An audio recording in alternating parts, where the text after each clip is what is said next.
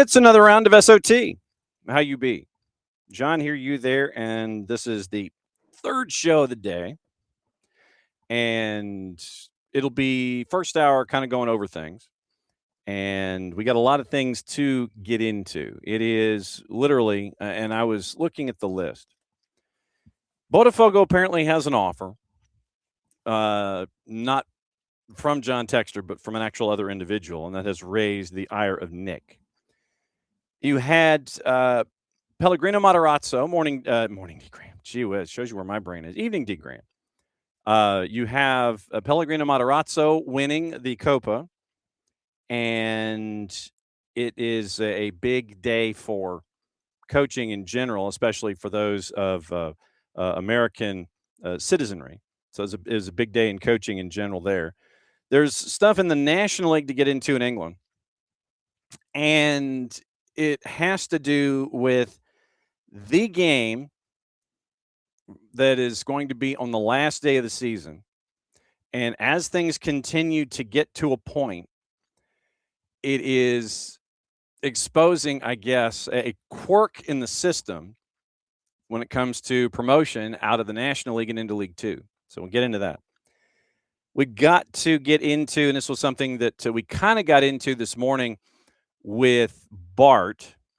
The Wenger Rule is being implemented in Canada, among the other things. And if you'll remember the conversation that we had with Kostas Smirniotis, the executive vice president of the Canadian Premier League, a couple weeks ago on SDHAM, it had to do with, there are several rules that we know from our time in MLS Next Pro, and went to IFAB, and IFAB was like, okay, cool, we'll try these. And so the substitution rule, the injury rule that we're used to seeing in MLS Next Pro, that is currently on the books as a trial rule in the CPL this season. So you've got those to look into.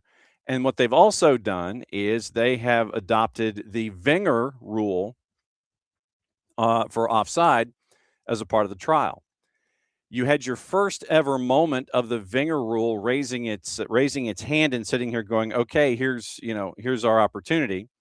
And so our friends at One Soccer, Gareth Wheeler and Christian Jack, they were part of a panel that discussed this. Gareth was driving the bus, and get into a couple of minutes of them discussing what they apparently like about it more than anything else. And so it was an interesting moment to kind of hear that on the weekend. You have all of those. You've got things going on in Liga MX, including the end of a franchise. Mazatlan has been bought out. The licensing of Mazatlan has been bought out, and it looks like I think it's Atlante. So we'll get into that. And so what happened for Mazatlan is now happening to Mazatlan. So the Kraken are disappearing from Liga MX. And then we have the Premier League, and we have what happened today, which relegated Wolves.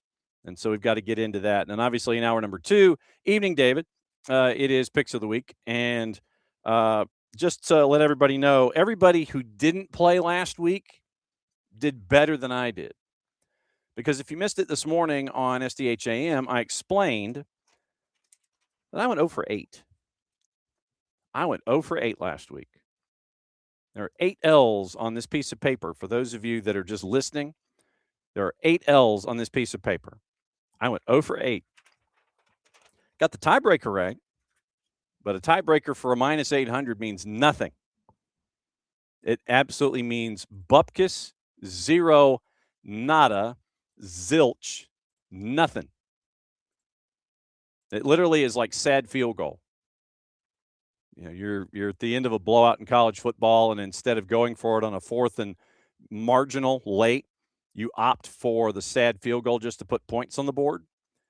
And that's kind of where things are. That was where they were with me anyway. So that was where picks of the week were this past week. So literally it was 0 for 8. But we'll get into another round in hour number 2. And it will be the education, it will be the learning, and it will be all of the things that we have going on. So that is the rundown for SOT. If there's anything on your mind, please feel free to present in the Twitch pitch. And we thank all of our Twitch pitchians and all of our Discordians and all of our OGs and all of our A-listers and plus ones for hanging out with us, whether you talk to us or not, and whether you're in the timeline or not. We can't do this without you, and we haven't been able to do it without you, and we couldn't do it without you. So we thank you for every single time that we have a program that's here on the network.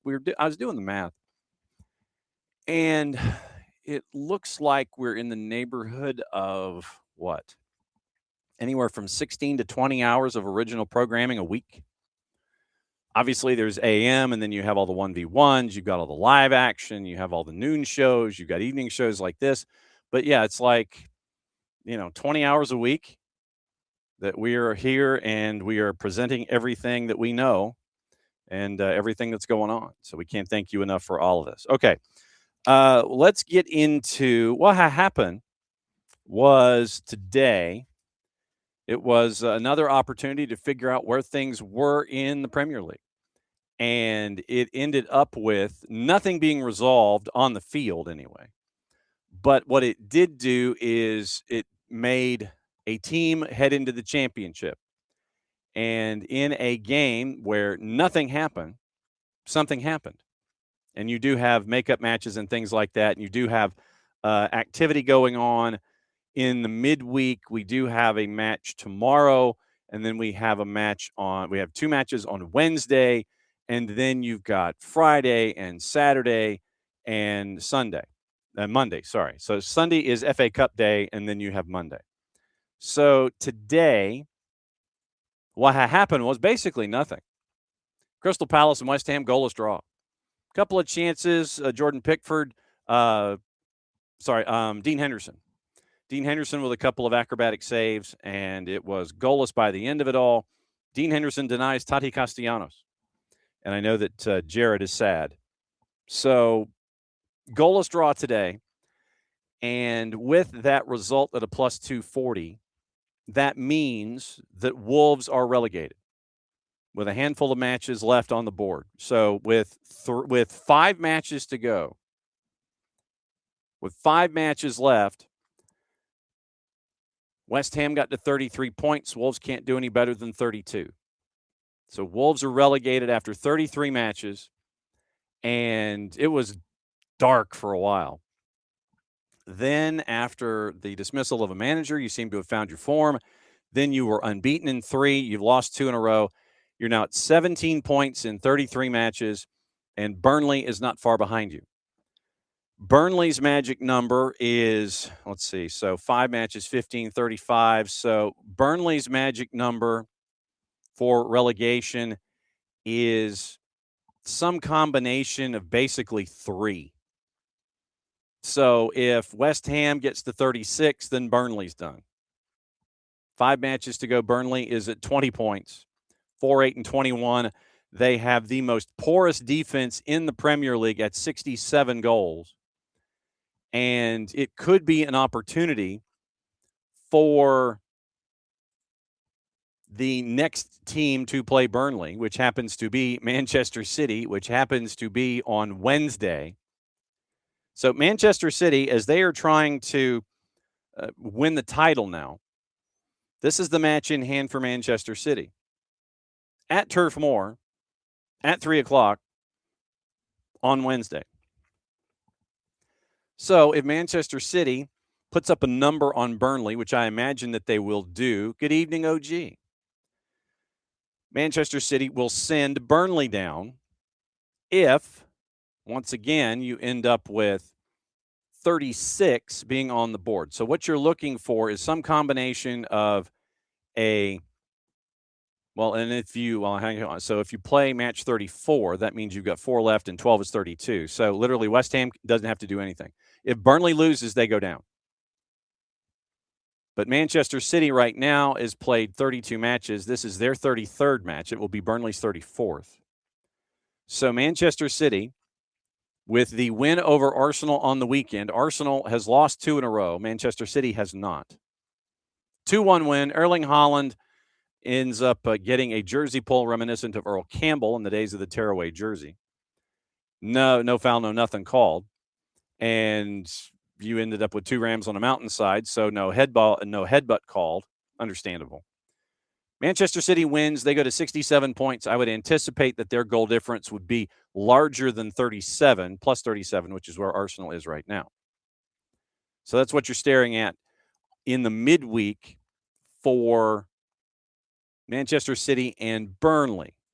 The other matches going on, once again, Brighton and Chelsea. Chelsea has hit the skids, and it has not been good for Liam Rosenior. Right now, they've lost 4 in a row in the Premier League. They're at 48 points and ahead of Brentford on goal difference to get into Europa League. You could have a situation where, and right now this is the crazy of the Premier League, you have 3, 6, 7 teams separated by 3 points from 6 to 12 right now in the Premier League. Chelsea is at 48. They've lost 4 in a row. Far superior goal difference than Brentford and Bournemouth. But if Bournemouth gets a result, or if it's a draw, then once again, Bournemouth and Chelsea go to 49. Bournemouth goes ahead of Brentford, skips them, and they would go to 7th, which would put them in a Europa Conference League place. Chelsea gets a win. They go to 51. They've got some breathing room for Europa. If it's a draw with Chelsea and Bournemouth, Chelsea stays where they are. Bournemouth moves up. And right now, you're trying to figure out, okay, how many Europa League spots, how many Champions League spots, how many Conference League spots. But if things were to, say Bournemouth gets a result, say it's a draw on Wednesday, Bournemouth goes to 49, they'd be in 7th. They would be in the de facto Conference League spot. Marco Rose has been officially named the head coach on a 3-year, the 3-year deal's on the books. I don't think they have officially officialized Marco Rose yet. But then Brighton is at 47 points. They're currently in 9th. Everton, who had an opportunity on the weekend, loses the Merseyside derby, which for some reason is now the Hill Dickinson derby because of the name of the stadium that it's played in, or at least it was this first time. So Liverpool gets the win. They move up to 55, and they're kind of dancing around with United and Villa, 58, 58, 55. So Everton right now at 47. They're in 10th. Sunderland at 46, they're in 11th. They had a 2-game, they've won 3 of 4, 2 in a row, and they had that snap last time out with the craziness that happened in the 7-goal thriller with Aston Villa. And then Fulham right now, 33 matches, they're at 45 points. They've hit each column once in their last 3. And next up, they have Aston Villa on the week, on the 25th. So that would be Saturday. So that's where you are right now. 7 teams, 3 points to get into the Europa League right now in the Premier League. But it could be something better depending on who wins said Europa League or Europa Conference League. So you got to keep an eye on all of that. So that was the Premier League today. Wolves down. Manchester City wins midweek. Burnley goes down, and we get another yo-yo season with Scotty Too Hotty, Scott Parker, the head coach for Burnley. And then it comes down to all of the chaos at the bottom with Leeds at 39. They've won 2 in a row. They're unbeaten in their last 4. They're bouncing away from everything else. Forest unbeaten in their last 5. 3 draws and 2 wins. They've won 2 of 3. They're at 36 points. West Ham has hit each column once in their last 3, and that's why they're at 33. The back-and-forth game that they had with Spurs was insane on the weekend with Spurs and Brighton. So they were up, they were out of the relegation zone, then they came back in. Then Brighton scores late. It's a draw, and there you go. So it is the second point in 5 matches for Spurs. Right now, they're in the relegation zone by 2 points. 7, 10, and 16. They've given up 53 goals on the season. They've scored 42. But in talking to Spurs folks, it literally is a great collection of players, or it's a great collection of individuals, but the whole playing as a team thing apparently isn't sitting. So you got that to look at. So that'll be the fun part. And we'll keep an eye, obviously, on all of this as we go. But that's the lowdown in the Premier League. The lowdown in the Prem. So that's where you are. So West Ham get a point at Crystal Palace, relegating Wolves, and they widen the gap just a little bit. William Rosenior was admitted that he needs results now. They say if he loses to Leeds in FA Cup, then he's out the door. Bournemouth confirmed that Marco Rose will take over Andoni Iraola's gig. It's a 3-year deal starting in the summer. So stepping away at the end of the deal, Rose signed a 3-year deal, out of work since leaving RB Leipzig back in March a year ago. Managed in the Champions League during his time at Borussia Dortmund. Statement comes out. 5 matches remaining for Iraola, could lead Bournemouth into Europe for the first time, level on points with Chelsea. So Marco Rose official, at least by the club. Nothing in a sense of, press releases or anything, but we'll keep an eye. Ibrahim Konate close to agreeing to a new deal and extending his Anfield stay. Romania has announced their new coach, according to Agence France Presse, George Hagi. So the new head coach of the Romanian national team. And he wants to win every game. Goal is to win Nations League. Goal is to qualify for Europe in 2028. Born to win, not just to exist. Don't you know my motto? The Maradona of the Carpathians. Signing a 4-year deal. Calls it an honor and a great responsibility and a huge challenge. Marks Hagi's return as a coach of Romania more than 2 decades on from a stint that lasted less than 3 months back in 2001, taking over for Sir Lucescu, who passed at the age of 80 following a heart attack earlier this month. Lucescu was the coach who gave Hagi his international debut at the age of 18, promoted him to captain at the age of 20. Romania have not qualified for the World Cup since 1998. Turkey beat them 1-0 in the playoff semis. But now you have your manager for the next World Cup cycle, George Hagi. Marie-Louise Eta got her start in the Bundesliga on the weekend for the caretaker manager. Ended up getting a loss in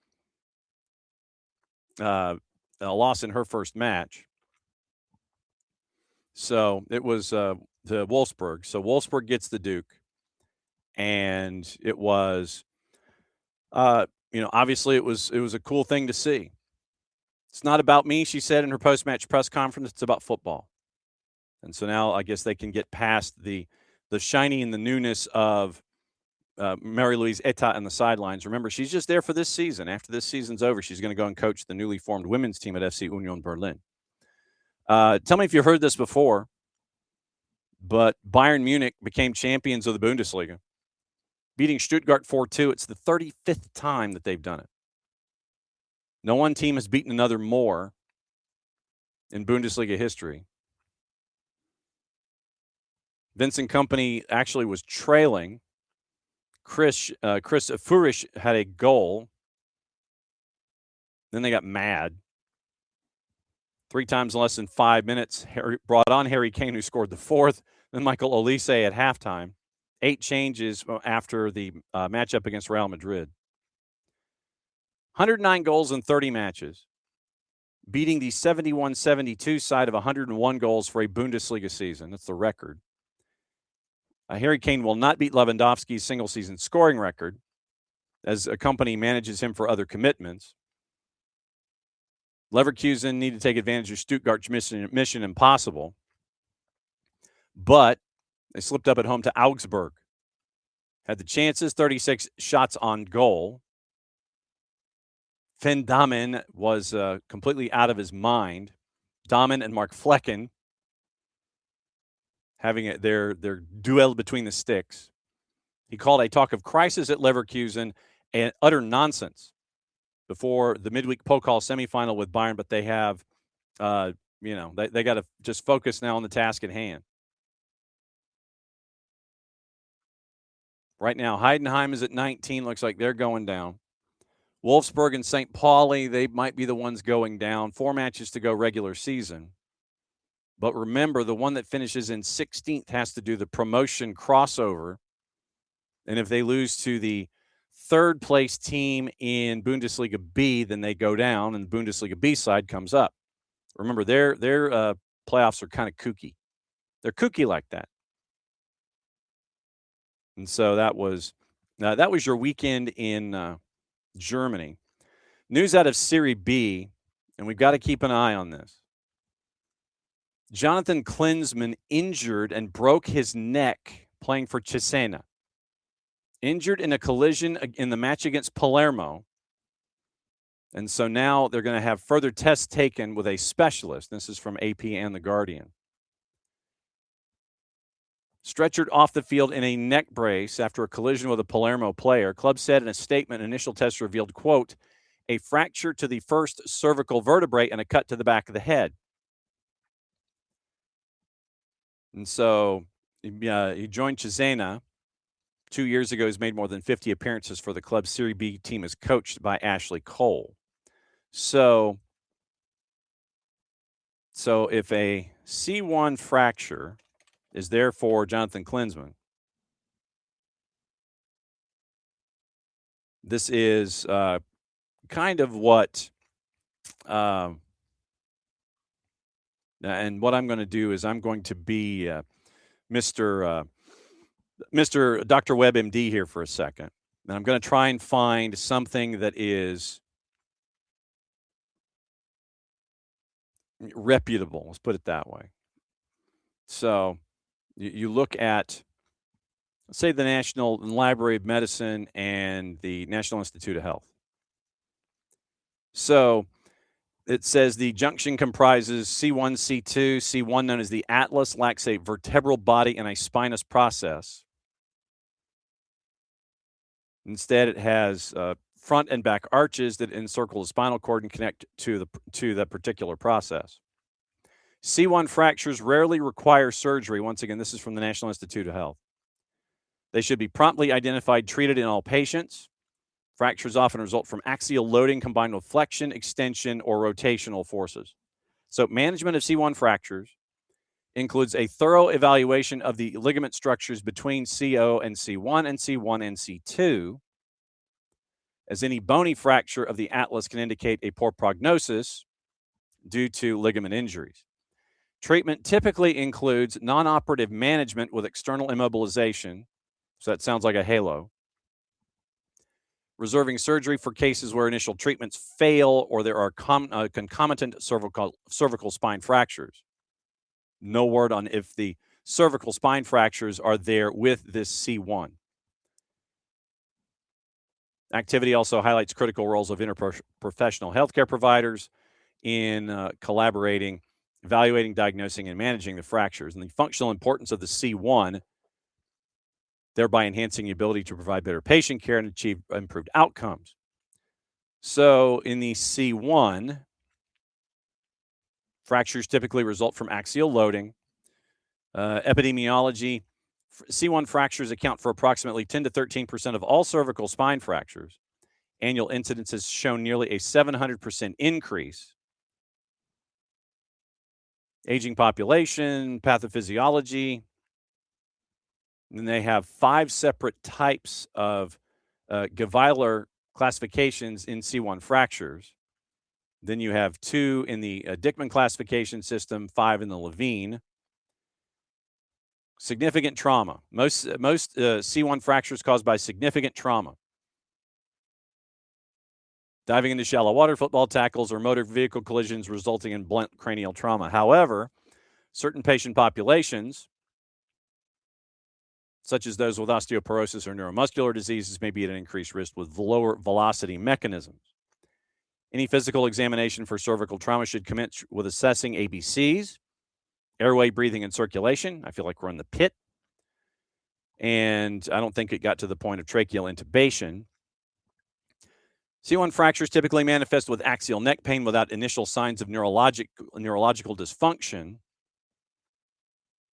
So fractures involving a certain, so Geweiler type 3 classification of C1 fractures, most commonly observed subtype, Rule of Spence demonstrates that lateral mass displacement exceeding 6.9 millimeters correlates with a tau rupture. Cohorts with associated spine injuries. Okay, management strategies for C1 fractures. Surgery as a primary option. Secondary option after failed initial non-operative management. Surgery involving the C1 level with the main indication being cervical spine fracture and non-operative management with external immobilization. So that's kind of what we're looking at here. Obviously, you're staring at that going forward, but obviously we'll keep an eye on the future and the prognosis.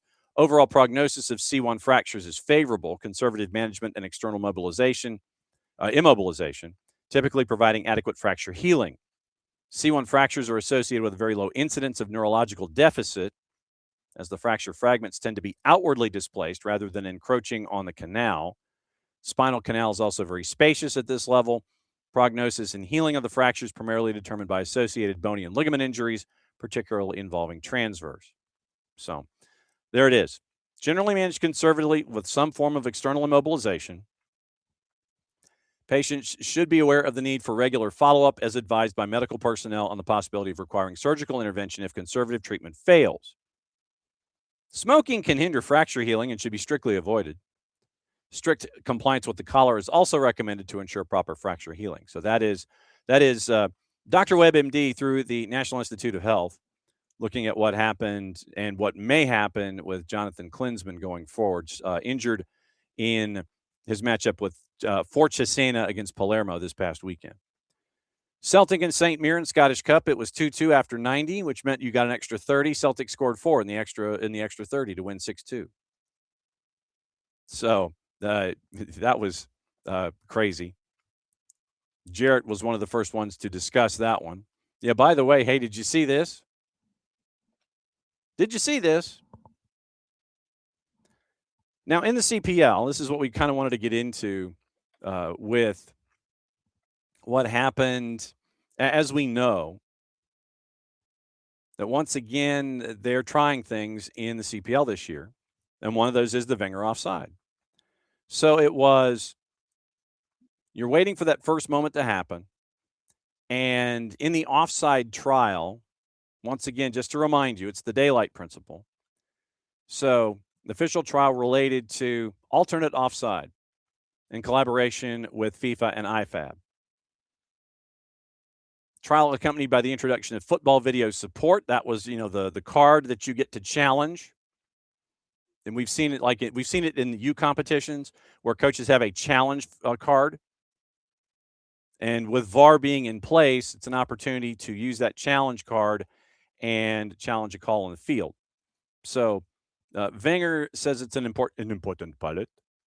By testing this new interpretation in professional competition, we can better understand its impact, including in terms of improving clarity and the flow of the game and promoting attacking play. We look forward to analyzing the results of the trial phase. We thank the Canadian Premier League and the Canadian Soccer Association for their willingness to support FIFA with this pilot for providing the competition. It's been a while. So, trial evaluates whether introducing a clearer visual threshold can restore greater attacking advantage, boosting the follow of the matches. So now, if a player is in an offside position, this is in the CPL this year, players' head, body, and feet are wholly in the opponent's half, excluding the halfway line, and players' head, body, and feet are wholly nearer to the opponent's goal line than both the ball and the second last opponent. So that's where we are now with the Wenger trial. What was the initial response to said Wenger trial? This is where we catch up with our friends at One Soccer, Gareth Wheeler and Christian Jack amongst them. Here was moment number one involving the Wenger trial here this past weekend in the CPL. The week has begun. Match week 3 in the Canadian Premier League. We'll get back to Hamilton in that story in a moment's time. But the biggest story of the weekend is for the first time in the Canadian Premier League and really worldwide with the new offside rule being applied in the Canadian Premier League that requires daylight between the attacker and the last defender to deem that player offside. we had a call that would have been flagged for offside around the world, but based upon this new rules, a goal that stood for Alejandro Diaz coming in the 20th minute in a match earlier today between Halifax and Pacific. Let's show you how this played out, Christian, and maybe you could walk our viewers through what we're seeing and why this is so significant. Yeah, very significant. As you can see, Marco Carducci, the goalkeeper, comes out to save it. The ball comes to the back post. Baldissimo, everyone that believes that it's offside. We're going to give you a pause there. Carducci comes out to make it to save. Watch Alejandro Diaz at the back post, and that's what we're looking at. Do not look at the defender, Lajeunesse, at the center there. It's Diaz at the back post at that moment, and as you can see, Diaz is known already for his goal-scoring exploits in the CPL. But, John, this is why a lot of people around the world, including at FIFA in Zurich, are watching this play right now for this very reason. Second phase of a set piece and a dynamic striker at our level knowing exactly where to stand. He does a great job of just staying on that back shoulder, and this is the whole reason for this daylight rule, is to get more goals, and in this case, it provides that. Great opportunity. Good save here from Carducci. Just parries it in a bad spot right to the foot of Diaz, and Diaz just lurking there. And as a goalkeeper, I hate this, but as a fan, I love it. Yeah. Right? Like, more goals, more excitement. There's not as much, wishy-washy deciding whether there's no daylight. Yeah. It's much more straightforward because I think the thing that the casual fan or viewer sees today is oftentimes it's like what part of the body may be in an offside position. And when it's drawn up, sometimes it seems completely unjust and counterintuitive to the law of the game when you take away a goal in a moment like that. There's been plenty of debate, gentlemen, about what this rule would mean, particularly based upon how defenses would try to adjust and find a way around this rule. But it's on set pieces in moments like this, KJ, where you can really see how this can be beneficial to the game. So some of those gray areas are completely taken away. Talked to Bobby Smirniotis, the Forge coach, about this yesterday, about what he'd seen in his opening couple of weeks of these observations. And he went straight to dead ball set to these situations right away in how to counter that and how to react to that. So I think that's going to be the key. We saw an example in the game today where they tried to sprint all out and left one man there and didn't quite get everyone on the same page. But you can already see different elements and coaches adapting as the rule goes. You took the words out of my mouth. That restart today where everybody stepped right before Warshevsky was about to place the ball into play into the box. On the back post, Jefremovic was a little bit late, wasn't on the same page as everybody. I think we'll see that a little bit more and more once teams get more used to this new rule and understanding defensively what they can and cannot do.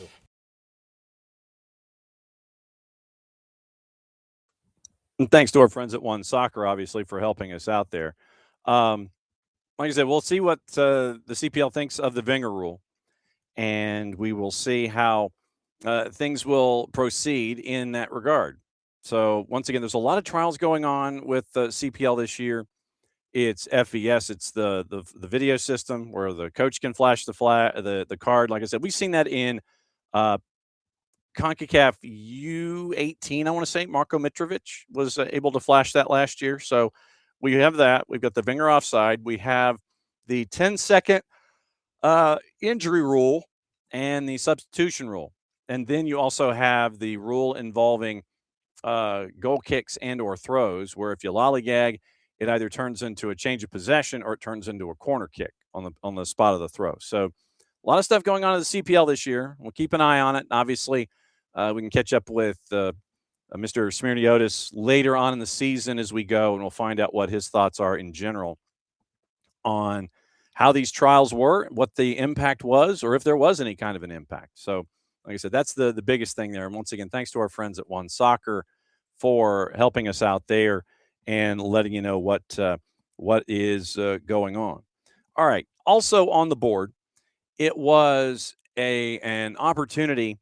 In a couple of things happened in Liga MX, and I wanted to get into that in addition to kind of us taking the big sweeping moments here from the week and getting you ready for the picks of the week in hour number 2. And Mazatlan FC is going to cease to exist, and it was where back in 2020. They were founded back in 2020. And it was when Monarcas Morelia was picked up by the owners and by Grupo Salinas, and they turned him into the Mazatlan Football Club franchise. The Kraken. I mean, it's gorgeous stuff. Stadium of Estadio El Encanto houses a little more than 20,000, and it was an opportunity to bring a franchise into Mazatlan. So back last December, Atlante acquired the franchise belonging to Mazatlan, and it's closing at the end of the Clausura. So it is the number of matches for the number of matches for Mazatlan is dwindling, and Atlante is taking over. Basically, if you can grab the license, you can grab the license. You can pay whatever, and then you can buy your way basically into Liga MX. Like I said, that's what this group did, buying the Monarcas franchise and starting it in Mazatlan. And now you have the folks that are owning Atlante, and they are currently in Liga de Expansión. But because there is no promotion relegation, the owners of Atlante FC, they are now buying basically it's like buying the charter of Mazatlan. And so now they are coming back in the Apertura in 26. And then so they would be known as Atlante FC, even though Mazatlan was the team that held the license. Now Atlante is taking over, and they're going to be that way come the Apertura next year. So it is, like I said, it was anticipated that this was going to happen, and it is. So you had all the way back in December was when this whole process started, and it now is it's on the books. So by the end of this season, you will have a franchise. You will have Atlante as the franchise in Liga MX, and I want to get the Mazatlan FC, Atlante FC. I want to get the dynamic Atlante, John, not Atlanta, but I want to get the process, the names right. So once again, they had entered in talks, and then they did pick up the Mazatlan affiliation certificate, is basically what it was, from Grupo Salinas and owner Ricardo Salinas. So basically, you're picking up the charter. And so it is the newest stadium in Liga MX. You're now not going to have a team after this season. And it was now the El Encanto, 100% of the stadium financed with money from the Sinaloa state government. Now you're not going to have a team to play in it. Atlante is going to come in. The Cañoneros means that their chapter's done. And so the stadium itself was built christened July 27 of 2020. Newest venue. And now it's just going to be abandoned, basically. So the Estadio Neza, left behind after Neza folded from Ascenso MX. Zapopan's Estadio 3 de Marzo, once home to Tecos, now gets only low-profile events. The stadium, nicknamed El Kraken, is just going to be sitting there now. So it is just going to be sitting there. Mazatlan, owned by Grupo Salinas. Estadio El Encanto was not built with private investment. The government of Sinaloa spent about $38 million to build that particular stadium. Construction and renovations on the baseball stadium next door. So once completed, the stadium was handed over to Mazatlan on loan. Club pledged around $4 million for maintenance, commitments to youth development programs, ticket allocations, government suite, according to the four-letter at the time. But now that Atlante has picked up basically the charter, it is now going to be Atlante in the Apertura. And so Atlante acquired them back April the 18th. When it was officially public, that the transfer did in fact happen. And so Bolavip, the decision to sell stemmed from the franchise's inability to achieve sporting or commercial consolidation inside Liga MX. And so the Clausura is going to be their final competition before it completely just disappears. Emilio Escalante of Grupo Atlante. We talked about what happened in 2020 when Monarcas sold to Mazatlan and Grupo Salinas. Now, Grupo Salinas is selling to Emilio Escalante of Grupo Atlante. Specific financial figures of the deal remain undisclosed. Officials confirmed the transaction includes all existing player contracts, which now the new owners must now renegotiate. Record reports that these events featuring the more eccentric match day experiences defined the club. Regarding a recent victory, Pumas keeper Keylor Navas, the title is the goal for Pumas, is what Keylor Navas said. And so now you're going to have other folks chasing, and Mazatlan will not be a part of that. So Mazatlan is officially doner than done as a franchise in Liga MX. And right now, as the way things stand, Mazatlan has a matchup against Toluca coming up in 2 days, where they are a plus 600 dog. And Toluca, we know what they're up to right now in the CONCACAF Hemispheric Extravaganza. Mazatlan right now in this particular half of the season, in the Clausura, they are next to last. So in addition to everything else, with 2 matches to go in the Clausura, they will not be able to get into the playoffs. So Mazatlan, 3 wins in 15 here in the Clausura, 3 points ahead of Santos Laguna. But yeah, right now they're next to last. 2 points in their last 5 matches. So that's what you're staring at with Mazatlan, as they will cease to exist after the Clausura, and Atlante will reemerge as the dudes in franchise 18. So you buy your charter, you can flip things around. A couple of other things in Central and South America and things to get into. We had a couple of Superclasicos this past weekend. One was in Argentina, Boca and River. And if you have the opportunity, it literally is something that you need to watch. You really do. And Boca Juniors and River Plate, they were going at it. And it was at the Monumental, and it was crazy.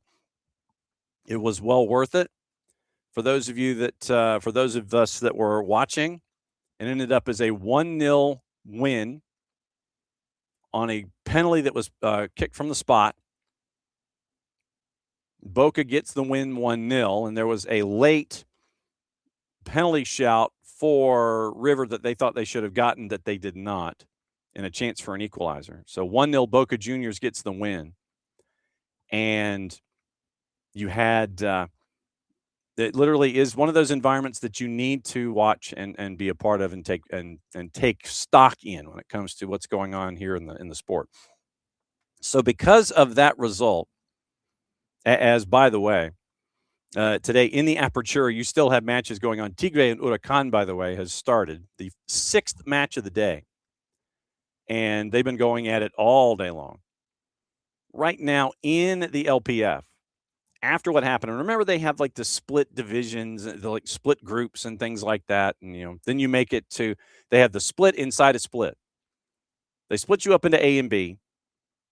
And then they split you up again if you finish top 8, and then they figure out who the Clausura winner is from that point. Or sorry, the Apertura winner is at that point.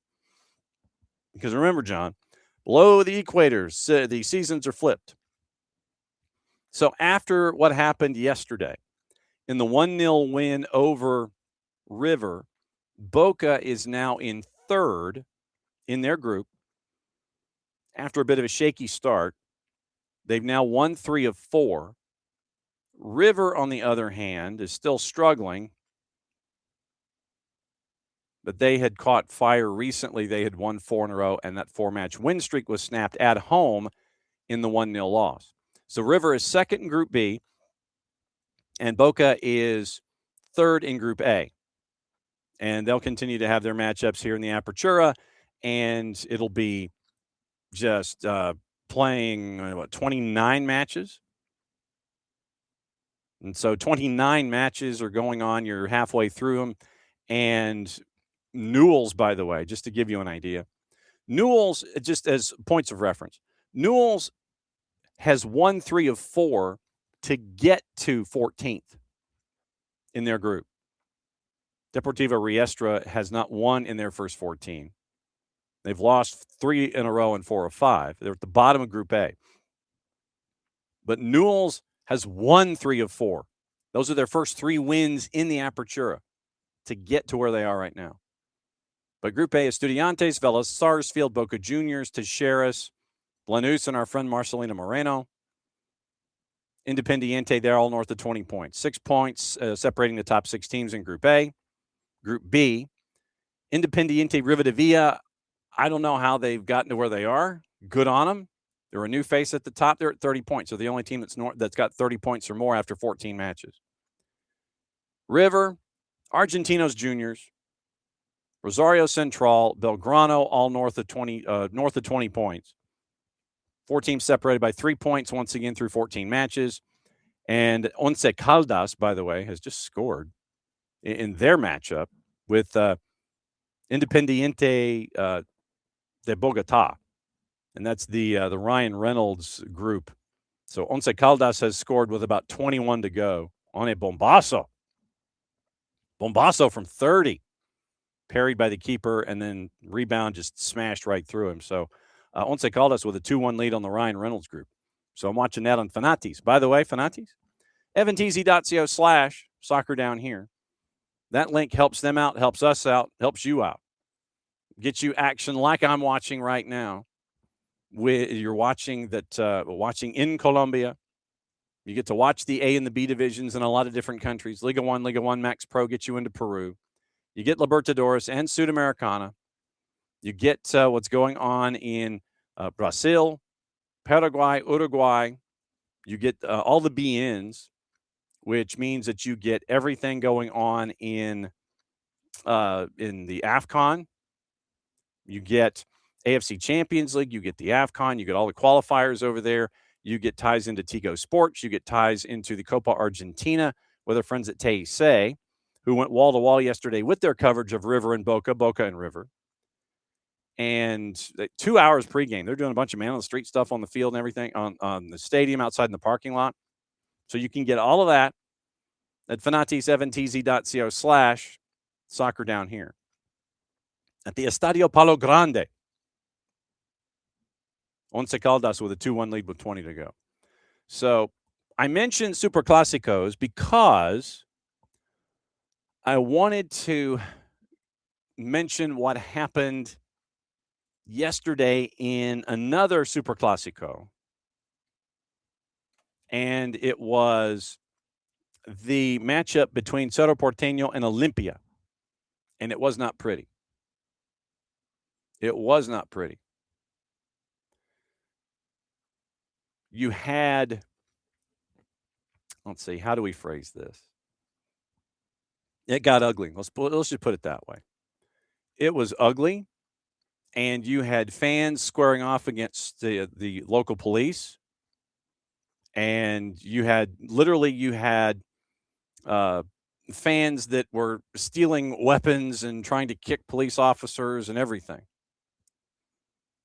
And so after what happened yesterday, there is it's a very, very impactful black and white photograph that was taken. And so you have everything that was going on. The match had to be suspended. And you now have the back and forth that is traditionally associated with matchups of this high a tenor. If I could spell Cerro Porteño, I could, and literally you've got stories that are that are out there. Teisei, our friends there. No. It's like I'm trying to read an article and it just gives like pop-up windows. So here's the title of the article from our friends at Teisei. Scandal at Olympia versus Cerro Porteño, riots, rubber bullets, injuries, and suspension of the match. And they have video posted of the Cerro Porteño supporters that were kind of tucked away in a corner, and they're going after the police. So here's the phrasing from our friends at Teisei. Chaos and scandal took over the Paraguayan Superclásico between Olympia and Cerro Porteño, with incidents in the stands where the fans of the Barrio Obrero Cyclone were located that left more than 10 injured and forced a suspension of the match at 29 minutes of the first half. Referee Juan Gabriel Benitez was forced to halt the match due to incidents in the north stands of the Defensores del Chaco Stadium, where fans of the Cerro Porteño team were located. The scandal begins with a clash between the fans and the police, who responded with rubber bullets and tear gas. Faced with the complex situation, once again, this is translated, and this is how Teisei produced the article. Faced with the complex situation, Cerro Porteño fans sought refuge on the field, which had been cleared of players at that point, and even in the adjacent stands where Olympia supporters helped them escape the conflict zone. Minutes later, however, there was another clash between the two sets of fans who threw projectiles at each other in the stands. According to Cardinal Deportivo, those affected by tear gas and clashes were taken to Barrio Obrero Hospital, where 16 injured people were admitted, including a woman 35 weeks pregnant who suffered from gas inhalation. A 20-year-old man was also treated for a possible gunshot wound. So that was a lot of what happened, at least how it was reported by Teisei yesterday when it came to the matchup of Cerro Porteño and Olympia. So, and everyone is referring to the Teisei article. Then you have La Afición. No, I don't want to receive news articles from them. But once again, EFE News Agency has the Barras, and they're battling the police. Authorities had not announced the number injured at the time. There are injuries, both police officers and Cerro fans, according to Commissioner Isidro Gamata of the Paraguayan National Police. And once again, not releasing any figures. Director of Competitions of the Paraguayan Football Association, Michael Sanchez, communicated the decision after the match was marred by disturbances, forcing the action to be stopped when the half-hour mark was approaching. Riot police entered the sector assigned to Cerro Porteño to disperse with rubber bullets and tear gas those who were causing disturbances, in the midst of which women and children were left, as well as spectators from an area designed for Olympia fans, toward which some of the visitors jumped. Several people fainted as a result of the tear gas. In the end, the authorities had to open the gates to facilitate departure of fans, once again, many of whom had occupied the pitch once the players had cleared. Begun with a tribute to midfielder Richard Ortiz for his 500th appearance in an Olympia jersey, became heated with clashes between the players. Score was 0-0 at the time. Police had announced on Friday more than 3,500 officers had been assigned to security for the Superclásico. And Olympia, managed by Argentine Pablo Sanchez, leader of the Apertura with 39 points, six more than Cerro Porteño, who is number 2. Regarding the incidents, Olympia's president Rodrigo Nogues declared himself very sorry for the way the show ended, defended his team as the home team, gave every guarantee, and made a perfect organization. Nogues told reporters his team will protect itself with whatever rights are necessary to guarantee the integrity of football.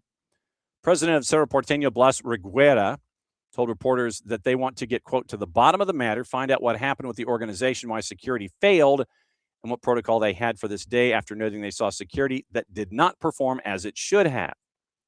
Then you go to Bruno Pont and his 280 character feed today. And literally it is a lot. It is a lot of stuff. But then as the day went on, Bruno Ponte would start to get quotes and notes from both sides. Oscar Vicente Scavone, honorary president of Olympia, quote, "I wasn't at the stadium, but I watched everything. It was regrettable. They robbed us of a spectacle." And so you had that as an initial part of the conversations, and this is in the middle of this afternoon. Diego Tuma, lawyer and fan of Cerro Porteño, said, "If we're going to talk legally, Cerro is entitled to the 3 points." I'm going to say these are just quotes that Bruno Ponte had gathered during the day. Then Jairo Yambe's reaction, VP of Olympia, regarding the statements. And Yambe went on, it looks like the 280 character app, and basically just had 8 laughing emojis to what Diego Tuma had said in regard to all of it. Then I'm trying to see if there's anything else that was listed today, but they're still waiting for any kind of official decision on where to go from the match, which was suspended basically in the 29th minute. So the president of Cerro Porteño, and this came out about noon today, he had confirmed in La Gran Jugada he wants to continue the Superclásico against Olympia with local crowd or without crowd.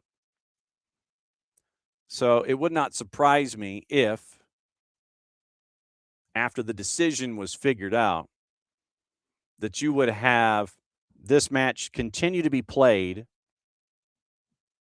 but without fans.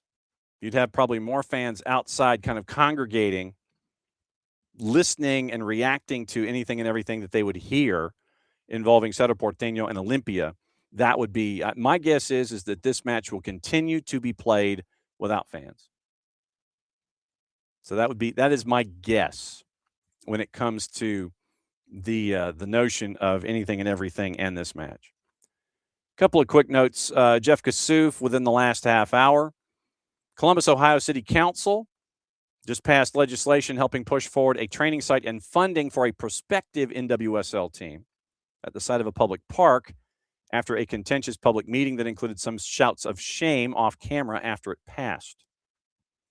So we'll keep an eye on that. Probably try to talk about it more in the morning on SDHAM at 9:05. So we'll keep an eye on all of that as we go. Now, let's see. What else have I missed? Oh, the Botafogo offer. Yes. So before we go into picks of the week, which will not probably include Botafogo. Botafogo, according to, and this is variety of sources, Liberté de Pré. Let's see, this morning. So Liberté de Pré this morning, that as a part of all of their coverage, and this goes to Fogalnet and UL Esporte and Igor Siqueira.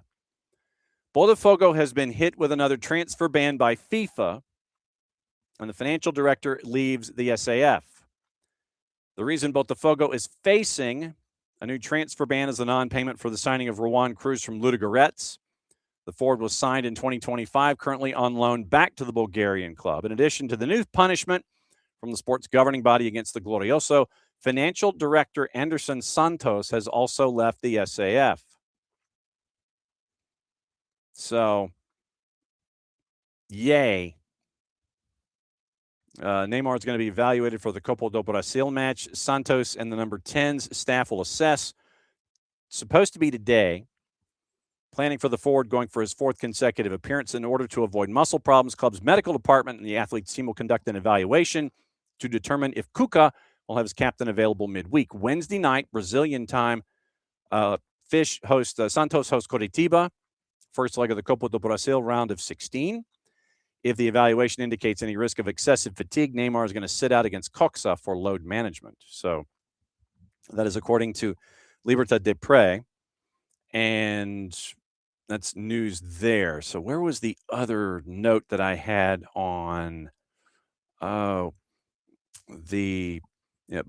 see. So Botafogo's SAF was put up for sale in an advertisement in the English newspaper Financial Times. We also have notes on RWDM as well. Published on the 14th of April by Court Gully, the British administrator for Eagle Football Holdings. RWDM Brussels, the news isn't good. We'll get to that in a second. John Elkann, prominent businessman in the international automotive market, is on the list of possible interested parties in clubs from John Textor's holding. This is from Financial Times. Elkann is president of the Stellantis conglomerate, which brings together brands like Alfa Romeo, Chrysler, Citroën, Fiat, Jeep, Lancia, Maserati, and Peugeot, and the CEO of Exor, the conglomerate that has shareholdings in Juve and Ferrari. And since 2018, he has been president of Ferrari. So it appears that, according to Financial Times, the John Elkann list of possible interested parties to pick up Botafogo. And once again, back to Liberté de Pré, they failed to pay an agreement sued in court by Danilo's agents, who demand 6.6 million real, which is like 20 cents on the dollar, so like $130,000. Botafogo's SAF sued in court last Friday by the reps of Danilo, who accused the club of failing to pay an agreement for commission on the athlete's transfer. At the time, the Rio club had committed to paying 5 million real, $1 million, 10 installments, plus 463,000 in fees. So that's what? 925,000 in fees. The SAF did not make the payment of the first installment March 30 without justification. Reps attempted to collect amicably, but to no avail. The exact amount demanded by the player's agent is over 6.6 million real. So once again, it's like it's like 133,000 bucks. So that's what you're looking at from Botafogo as their fund continues. So Botafogo's fund continues. They're still not paying people. And I'm going to check and see if that transfer ban is on the books at FIFA or if it is just a locally imposed transfer ban inside Brazil. The Jurisprudence Database. Knowledge.fifa.com. Registration bans. So, start of the ban. 420. Nice. Okay, so the start of the ban. Yep, they're on the board. So, Botafogo, we welcome you back to the world of the transfer ban. As of today, you have a transfer ban, Botafogo. And here's where I go, so you can follow along. Set your bookmarks appropriately. Knowledge.fifa.com/registration bans. Botafogo is there. So it is Botafogo. Let's see if they give you anything. There are 1,111 current registration bans listed at the knowledge section of the FIFA website. 3 periods right now for Botafogo, and it applies to them. And there are others that had transfer bans pick up today as well.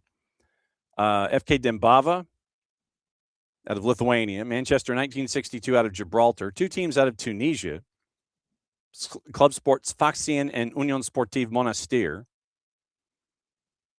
Sanlierfaspor in Turkey, Al Anwar out of Libya, and we saw them in Club World Cup, I believe.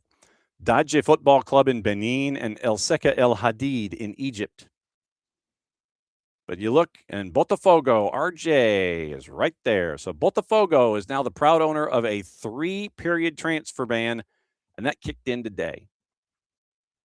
So they owe Atlanta United $20 million. And now they owe players and other people, and they owe everybody. Thank you, John Texter. Now, I'd mentioned RWDM, and from our friends at Inside World Football, they were relegated from the second division, and now RWDM has taken the Belgian FA and Pro League to court over new regulations governing their U23 teams. So Kortrijk beat RWDM. They finished 13th in the table, which meant they get relegated to the third tier, which is amateur football, which definitely hurts the overall value of RWDM.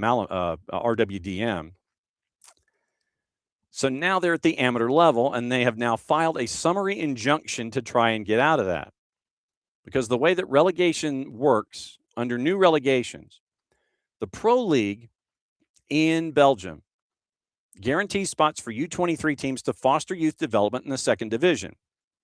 But RWDM argue that the rule is discriminatory and violates competition laws. This sounds very textury. Management contends that professional spots should be earned through sporting merit, not protected by age-based quotas. I don't really think that's quite the RWDM decision. But anyway, once again, from our friends at Inside World Football, in a statement, the club said RWDM is of the opinion that the application of this mechanism causes serious and difficult to remedy disadvantage. It will therefore exercise its full defense in the proceedings, because if RWDM is in the amateur ranks, then the value of the franchise goes down drastically. So RWDM Brussels, I need to find out what their purchase price was at the time. So when they were purchased, trying to see if there's also any tie to players that we can interview. Head coach is Yannick Ferreira of Belgium. And trying to, let's see, so RWDM Brussels sale. So RWDM Molenbeek, which is now RWDM Brussels. So RWDM Brussels, and once again, you do that for marketing purposes. RWDM Brussels sale price. So when it was purchased, let's see, when do we see if anybody mentions the sale, the purchase price, not sale price, but purchase price, because sale price would intimate that they are on the market. So RWDM Brussels purchase price. Let's see, club profile, Molenbeek Saint-Jean, all the info being signed, club profiles, RWDM Brussels FC. I probably would have to go in and grab the Eagle Football Holdings, who's he, what's it's, their, somewhere in their notes, I'm sure that is. But once again, if RWDM is forced down into, and they lose all appeals, they go to the amateur level of the Belgian pyramid. This does not do Eagle Football Holdings any good when it comes to the value of its franchise, especially if you're going to end up having to sell it, thanks to the involvement of both Aries and Michelle Kang into this process and trying to recoup their assets and their investment into John Texter and Eagle Football Holdings. So you understand that this is a ploy that we have seen in the past. Whether the club is going to get a professional license for 26-27 is uncertain. Suffered a points deduction. Club is to be sold after reporting €14 million in losses. Court Gully once again put the ad in the paper for Botafogo, RWDM, and Lyon to be on sale. And that mentions that John Texter once again couldn't fulfill repayments on loans provided by Aries at €300 to €400 million. Belgian media reports 3 parties, including former chair Thierry Dailly, have emerged as potential buyers for RWDM. Whether the club has a professional license or not will ultimately influence any new shareholder funding. That's coming from Samindra Kunti at Inside World Football. So RWDM, if I could spell Brussels, sale. I don't want sale price because that doesn't exist yet. So RWDM Brussels sale. Nothing attached apparently. So we'll look it up, but not really. I have to go into the Belgian media and find out what it's going to look like. But yeah, so John Texter once again continuing to not win friends or not influence people. So there you go. All right, it is that time. It is after 9 o'clock. We went down the John Texter rabbit hole, and this is what you end up happening. We just continue talking about things where people owe Atlanta United money. I know a lot of folks money, and continue to reinforce the fact that he probably should not be owning franchises going forward in the sport. But it's not stopping him, but Aries and Michelle Kang are certainly trying to do that. We'll keep an eye on everything John Texter. But since we're in hour number 2, it means one thing. Time to hit it with the horns.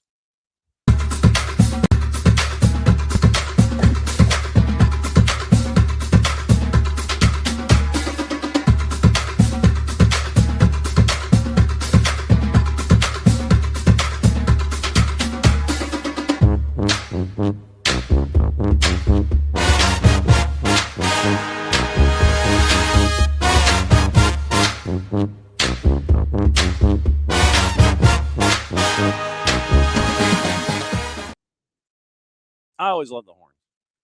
But time for picks of the week. And now that the OG is in, David's in, Graham is in, and all of you are in, it's time to pick the 8 games and figure out where it is that John will lose this week. Just to go over what happened. So what happened was this. Bottom line was I went 0 for 8. Like I said, I got the Open Cup tiebreaker right, which is crazy in and of itself. I go 0 for 8, but I nailed the tiebreaker, which is wild when you think about it. So the matchups last week, we will recap. And then from there, we will pick our matches of the week. Whoops. No, it's 2, John, and then 6. Then it is 3, and then 7.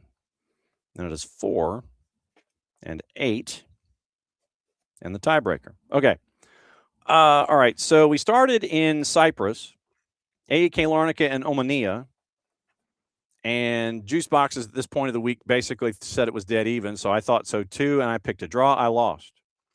Omonia won 2-0. Evening KFC. Just got in time for picks of the week. Went into the Guatemalan League. Guastatoya and our friends at Antigua. And Guastatoya was favored. And I picked Antigua because of the recent form for Guastatoya. Guastatoya wiped the floor with them, won 3-0, so I lost. Open Cup, Lou City and Austin. You got your cup set, people. Lou City gets the win, 2 goals in 6 minutes. Austin scores at Lynn Family, but a 2-1 win for Lou City. And so I was 0-3.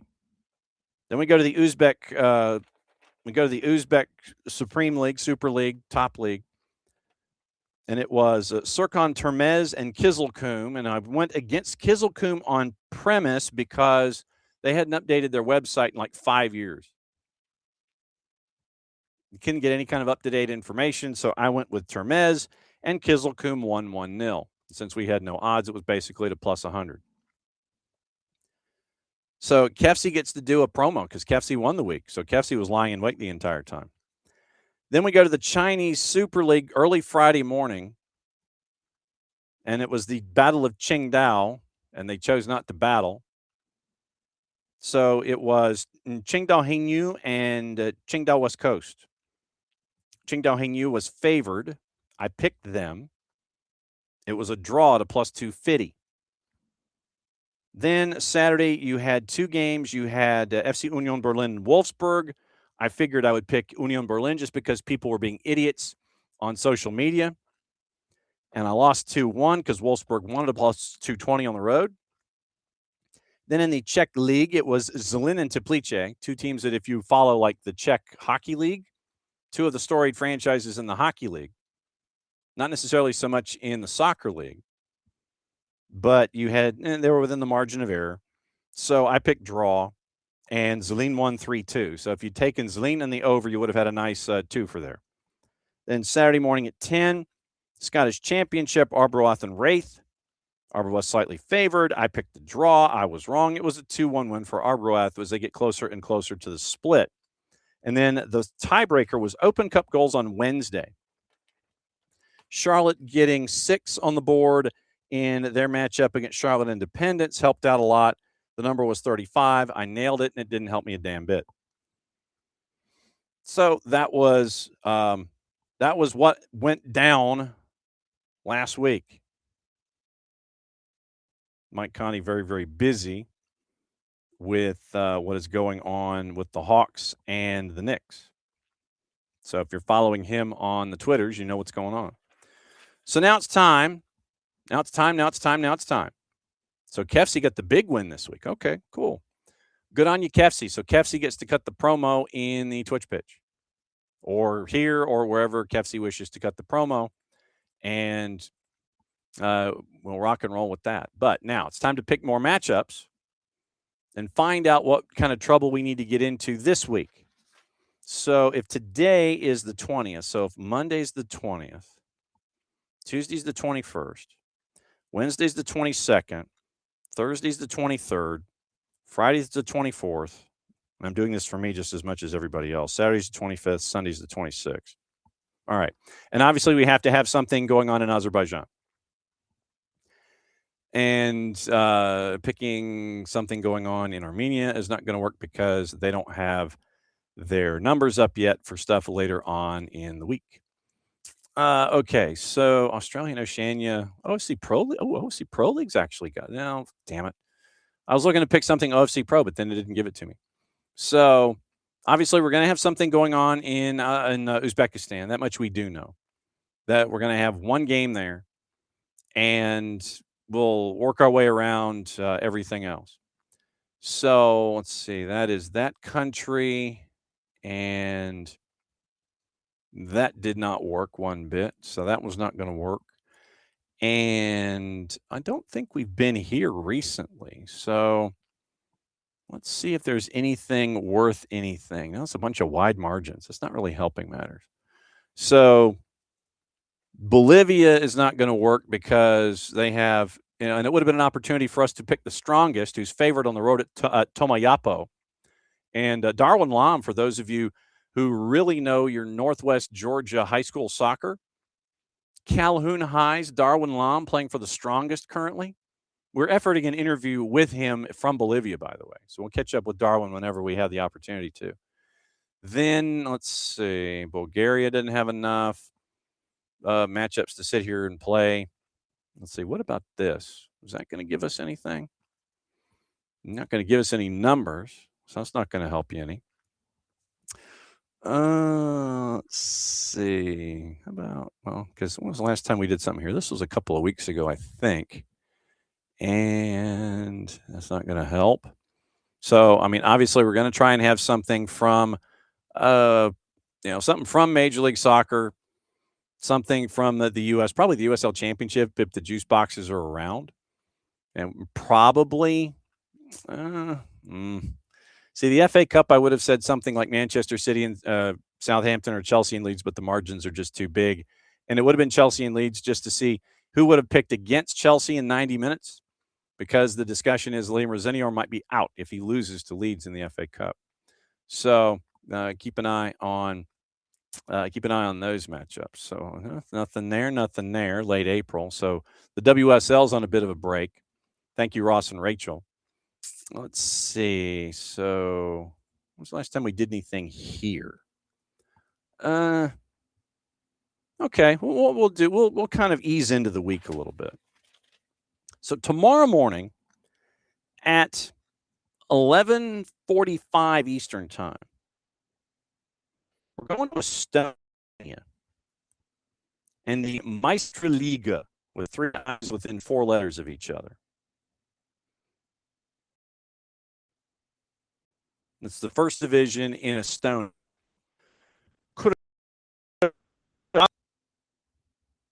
If I could spell Kuressaare. Wow, that's a lot of S's and a lot of A's back to back. And Parnu JK Vaprus. Kuressaare is at a plus 110. Draws at a plus 240. And Parnu JK Vaprus is a plus 179. Just to take the standings, and Kefsi has posted the promo in the Twitch pitch. Nicely done. So they are early in their season in the Meisterliga. And Kuressaare is in the middle of the table. It's a 10-team league. Kuressaare has won 3 and lost 4, but they've won 2 in a row. They're in 6th. Parnu JK Vaprus lost 4 in a row, had that snapped last time out with a draw. So they won to start, then they lost. Or they actually, what they did is they lost, then they won, then they lost 4 in a row, then they've drawn. So Parnu JK Vaprus is last in the table, understandably so. And Kuressaare has won 2 in a row to get to 6th in the table. So, barring something completely and totally unforeseen, I'm going to go with Kuressaare here. So let's find out about these clubs. And if I could spell Kuressaare, I would do that. So Kuressaare FC. So we're going to learn about Estonian football here for a second. So FC Kuressaare, commonly known as Kuressaare. Yeah, it's kind of cool. 1997. Nicknames Kure, shocker, and the Vikingid, the Vikings. They play at the Kuressaare Linstadion. Capacity of 2,000. Founded in 1997. Debuted in the Estonian top division in 2000, known as a yo-yo club. Promoted, relegated for 8 straight years. Since then, the club has played in the Meisterliga in 2009 to 2013 and again since 2018. Founded on March 14th, 1997. Predecessor was a youth club, BB Sport, coached by Johannes Kaju. Kuressaare joined the Estonian Football League system, began competing in the Western Division. Promoted to the Esiliiga in 98. Most of the team were locals, reinforced by players from the parent club. Then once again, 2000 in their maiden season.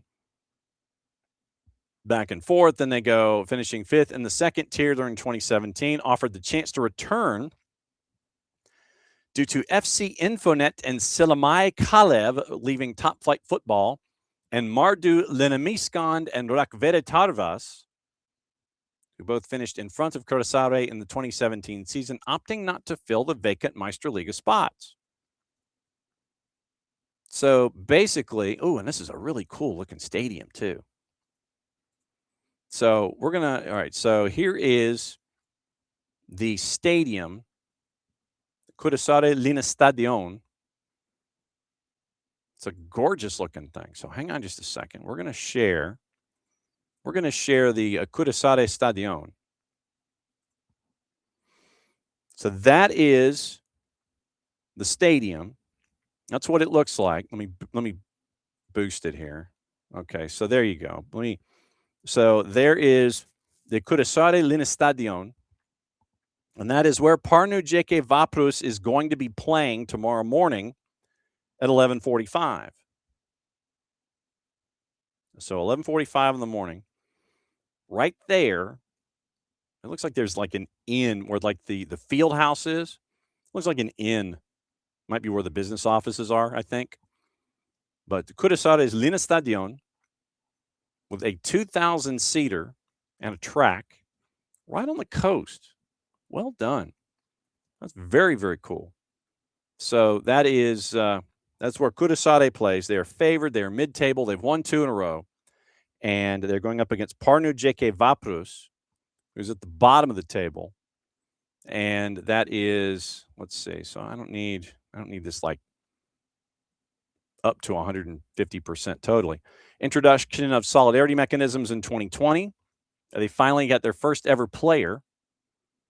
And 2022 was the most successful ever in Curaçao's history, finishing 5th, 50 points in 36 matches. The roster is completely and totally Estonian. And FC Curaçao is taking on Parnu JK Vaprus. So Parnu JK Vaprus. Man, I need to like shut this down. Okay, that kind of looks like the Bears, the nickname Karud. 104-year-old club, reestablished 27 years ago. Founded in 1922, dissolved after a merger in 1937, reestablished in 99. Formed in May of 22 as the Sporticelts Vaprus, Sporting Society Bravery, the Bravery Sporting Society. Club was active in various sports, credited for organizing the first intercity running competitions from Parnu to Tallinn and from Parnu to Riga. In football, they competed in Parnu Football Championships, winning in 27 and 34. Merged with several other local sporting clubs to form Parnu Kalev back in 1937. Then they reestablished Vaprus in 99. 2003, more local clubs merged with Vaprus. And then they win the Esiliga in 2005, the second division. Then they go up into the first division, formed a united team with Parnu Linamiskond, with PJK and Parnu Kalev. They only operated youth football until 2014, and then they entered into the Estonian lower leagues. 8-year absence, returned to the top flight, and the newly renovated 1,501-seat Parnu Rana Stadion avoided relegation due to Sillamäe Kalev's bankruptcy. Relegated after the 18. And so they've had Nike as their wow. Okay, so here's Parnu's stadium. Man, the Estonia League has some underrated views. Underrated views from the Estonian League. So there is Parnu, there's the Vaprus Stadium, Parnu Rana Stadion right there. There's some underrated views, man, in the Estonian League. There's some gorgeous stadia here. So that is your rundown of Estonia in the Meistriliiga Curaçao and Parnu JK Vaprus, and they have some really cool-looking stadia. So nicely done by you, Estonia Meistriliiga, for match number 1 this week. And I know that there are a couple of there are other matches that I do want to get into, and we'll focus on them coming up in a bit. So we got to find some leagues, and we got to find some action here to lay it all out for us. Oh crap! Well, that was a thought. That would have been one that we've never been to, or at least haven't been in quite some time. So that's not going to help us out. So working our way forward, is it? Let's see. So we could have that one. Yeah, we can do that one there. So that one would be there, there, and we will continue our Scandinavian quest later on in Picks of the Week.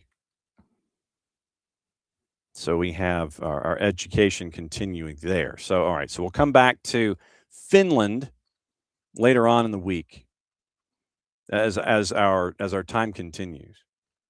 So let's see. Ooh, okay. So do we have anyone here that can cooperate? Yes, we do. Okay. So now we go to Wednesday. And for Wednesday, we go to Greece. The Super League in Greece, in the relegation group. And there are 3 matches on the day. And just to make sure that we,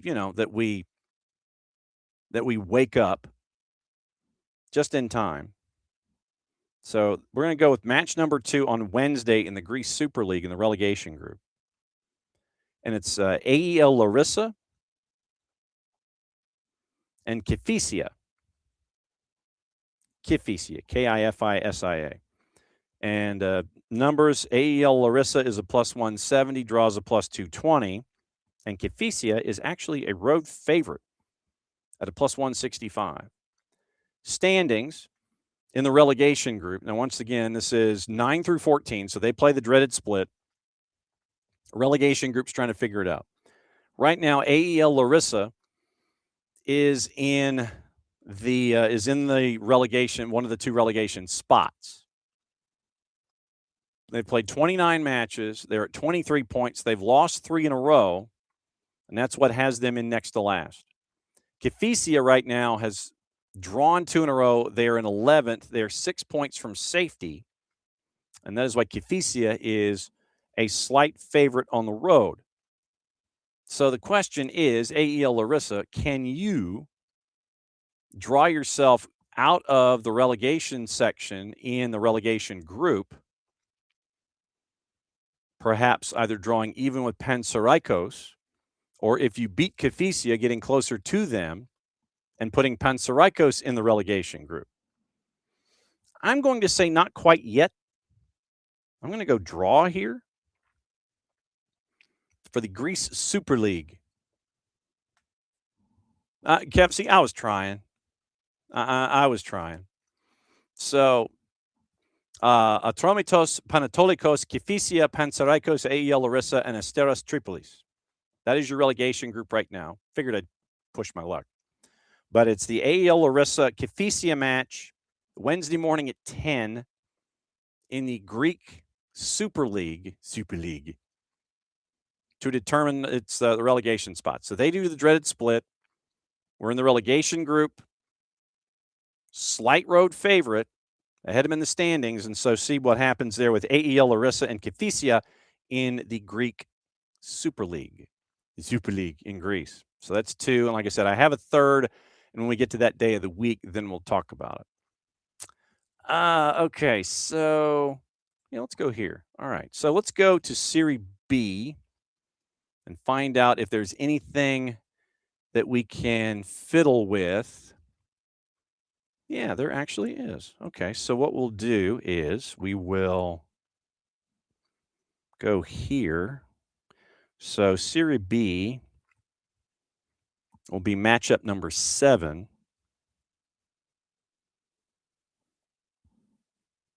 And so we'll get into that one later. So I've got 4 picked out. And so we need 4 and then a tiebreaker. So we're halfway there. And let's see, do we get cooperation here any? Do we get cooperation here? Do we? Not really. There. Actually, yeah, tell you what. Okay, so what we'll do is we will have this one earlier in the day. And we will go that one. And that one. Okay, so like I said, I'm selecting games, but I'm not telling you until we get there what we've got. So tell you what, since we're in the midweek right now with selections, this is where we'll go Major League Soccer. Everything going on Wednesday. So we have the game early in the morning, local time. So we'll go MLS in the midweek. And let's see if we have anything worthy. Oh, here we go. Okay. Yeah, let's go here. 9:40 kick Wednesday night. RSL and Messi and friends. RSL is a plus 125. Draws a plus 290. Messi and Friends is a plus 175. I'm going to go crazy goofy draw. And here's why. Here's my rationale. Nothing based in fact. I imagine that Messi's probably going to start on the bench because you're also dealing with altitude, I think. But I still think Messi's going to start on the bench. I think it's going to be a rotated Miami side. I think that Messi is going to come in late and add to his heroics and history. He'll score the late game equalizer. Messi and Friends will resurrect a point from Rio Tinto. And no word if Jared is going to be able to make this match on Wednesday night. I don't think he's going to be able to. So right now, RSL a plus 125, and you know they're probably going to go first choice. Pablo Mastroeni is going to make it difficult. And with the young guys from RSL, it's going to be tough for Messi and Friends to keep up in this match compression that you currently are in. Draws a plus 290. Messi and Friends are a plus 175. So that's what we're going with here. RSL, Messi and Friends, plus 125, plus 290, plus 175 for Messi and Friends. That's match number 3. So now we go to match number 4 and figure out where we're going to go here. Well, do we want to do something there? Let me hang on. Well, I've got it. Well, I have it here. Oh, okay. Yeah, okay, so we can do that one to finish. Okay, so what we're going to do also is match number 8 is going to be Major League Soccer also. And that's how we'll finish the week. So basically right now, I'm looking for match number 4 on a Thursday, and we have to do something also out of Uzbekistan because of the OG. San Jose beat LAFC's butt. Yes. Yeah, San Jose beat LAFC's butt on Sunday Night Soccer. So that was what we saw there. Tomorrow, by the way, on the morning show, it is Jacob Haygood, the head coach from Mary Persons. It is KCD, and it is Miguel Gallardo. We're going to try and make up for what happened Friday and see if we can get Miguel indoors at 10:30. So that's tomorrow on the morning show. And then we're going to have Red Clay at noon. It'll be the opening day of playoffs in the GHSA. And so if you missed the Jacob Haygood interview during the morning show, it'll also be going on during Red Clay. So here we go with the Uzbek Super League. And where are we here? Do I want that one? Okay, so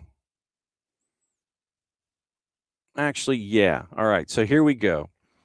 And it is going to be on Thursday at 11:15 in the morning, and is the Uzbek Super League. The OG has got us plugged into the Uzbek Super League. We're going to know more about it than anybody else known to mankind. And it is a matchup with Dinamo and OKMK. We got to find out about OKMK here. So let me see if there's anything posted on juice boxes. But Dinamo right now, 14th in the standings. They're in the relegation playoff spot. But once again, it's early. 2-1-5, 7 points total. They've given up 16 goals in their first 8 matches. They've scored 11. They're 14th. OKMK is in 8th, but they're only at 11 points, but they've also been unbeaten in 3. So started out kind of rough. Then they've rebounded to where it is 7 points in their last 3 matches. And OKMK is in 11th. 11 points. They're in 8th. Ahead of Lokomotiv on the tiebreaker because of goals scored. 3-2-3 in their first 8, 11 points, but they've got 7 of those points in their last 3 matches. And OKMK is on the road at Dinamo. So looking at this matchup, we do not currently have juice boxes. No real surprise. But in the recent head-to-head, last 10, OKMK have won 5, Dinamo have won 4, and they have 1 draw. Last time out, Dinamo has won 2 of the last 3, and the third one in there is a draw. So at Dinamo has won twice. At OKMK, they drew the last time, and this one's at Dinamo. So Dinamo has won twice against OKMK in series history going back in the last 10. So if we were to go back and look at OKMK FC, we need to find out about them because Dynamos are Dynamos. Those are so okay. So FC, and this is according to the Wikipedias. FC OKMK is Olmalik, and they are listed in the Wikipedias as FC AGMK. So their official club name is FC AGMK, and it looks kind of like the Pittsburgh Spirit of the old Major Indoor Soccer League. The football club OKMK, Olmalik Kon Metallurgia Kombinati. OKMK Football Klubi, the Miners or the Metallurgists. It is a 22-year-old franchise. They play at the AGMK Stadium with a capacity of 12,000. Miryulal Kosimov is their manager. And last season, they were 6th in the 16-team Uzbek Super League. Founded in 2004, the general sponsor and team owner, JSC Almalik Mining and Metallurgical Plant, thus the Steelers motif. The official name for the football club, AGMK, is the abbreviation, which comes from the name of the company in Russian, Almalik Mining and Metallurgical Plant. As a successor to the disbanded football club Metallurg Almalik, who participated from 66 to 88 in the second league of the USSR Championship in the early years of the founding, the club was called AGMK. In 2004, the AGMK plant had applied to participate in the Uzbek First League, second division. Soon the offer was accepted, finished 6th, finished 7th, allowed to participate in the Super League because 2 clubs who were supposed to participate refused to participate for financial reasons. Finished 10th out of 16, reached the semis of the Uzbek Cup.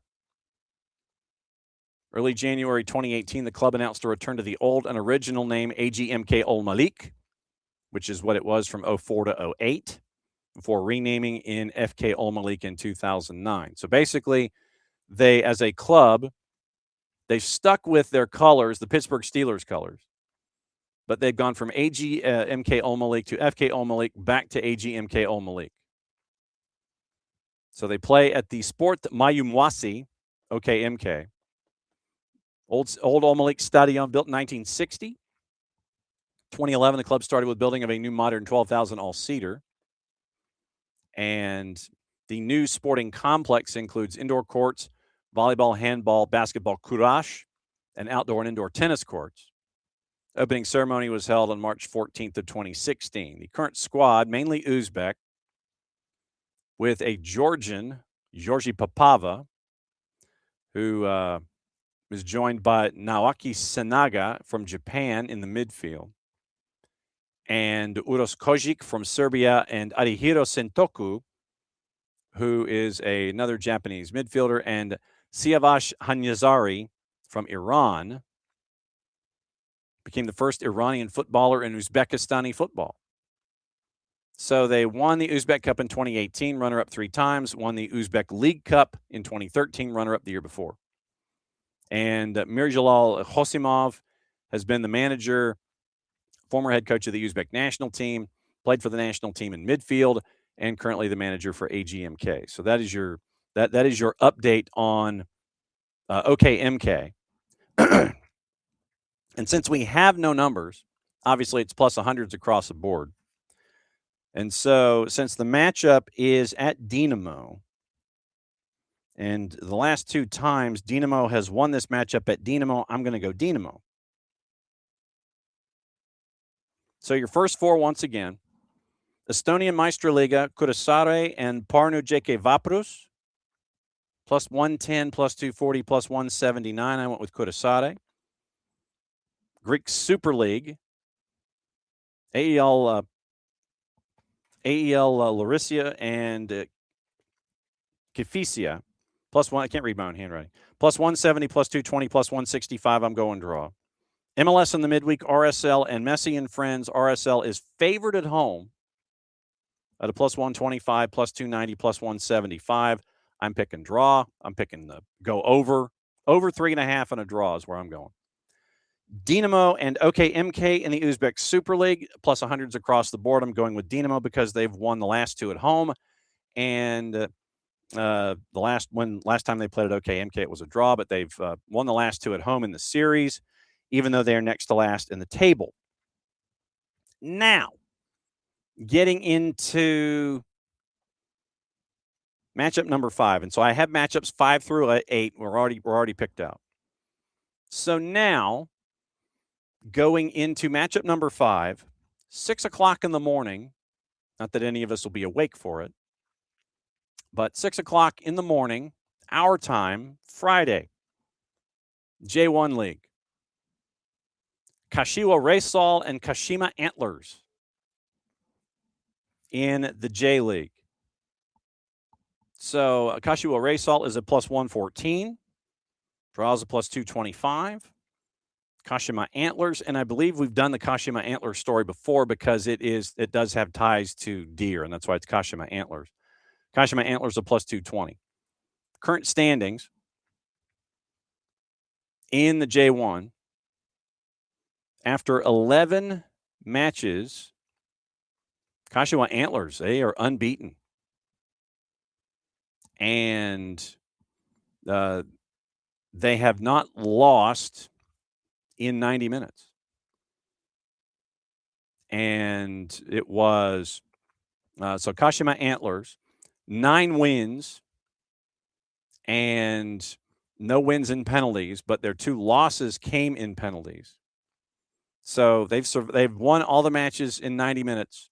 They've had 2 go over into penalties. It immediately goes to penalties after, if it's drawn after 90 minutes, it goes straight to penalties. And so that way they don't have draws. So this is a quirk to the J1 League. Kashima Antlers, they've run the table so far. They have not lost in regulation this year. They're 9-0-2-0. 29 points, and they've won 2 in a row. They're at the top of the table. However, they're going to Kashiwa Reysol, who is, and this is a split league. It's like Argentina. They have 10-team groups. They have an East and a West. And so Kashiwa Reysol is 8th in the East currently. 3 wins, 7 losses, 1 win in penalties. They've lost 2 in a row. And why Kashima Antlers is a dog, I have no idea. I have no clue. So I guess technically, since we don't have draws in the J1 League, I guess we say it's a draw and we just have to monitor if it goes to penalties or not. Because if it is a 90-minute decision involving the J League. So that is what we'll do. If it goes to 90 minutes, regardless of result, we'll call it a draw. And that's how we'll play it. So Kashima Reysol, a plus 114. Your 90 minutes, plus 225. And it is Kashima Antlers at a plus 220. So that is that's where we're at. So if it goes 90 minutes, we'll call it a draw, regardless of end result, if it goes to PKs. So we'll do it that way.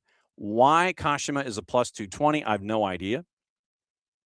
So I'm going to go Kashima Antlers in this one. So I'm going Kashima Antlers. Friday morning, 6 o'clock, our time. Matchup number 6. We go to Finland and the Veikkausliiga, their top division. And it is a matchup involving TPS and Gnistan. TPS is a plus 120, draws a plus 250. Gnistan is a plus 200. Current standings. TPS currently second, and they do the dreaded split. TPS is, and they're young in their standings right now. They're young in their season. TPS has won 2 of their first 3. They have not lost yet. They're at 7 points. They're second. And Gnistan has lost their first 3. Now I see why TPS is favored. They're at home. And Gnistan has been awful in their first 3 matches. They've given up 9 goals in their first 3 matches. They've only scored 1. So this one might be a gimme. And we'll go TPS. Well, let's find out about Gnistan, though. Let's find out why they might be so bad. And so if we go here, Gnistan FC in the Finnish Veikkausliiga. So it's IF Gnistan. The Spark in English. Doesn't look like a spark. But Finnish professional football club from Helsinki, founded in 1924. Play their home matches at the Olonkila football stadium.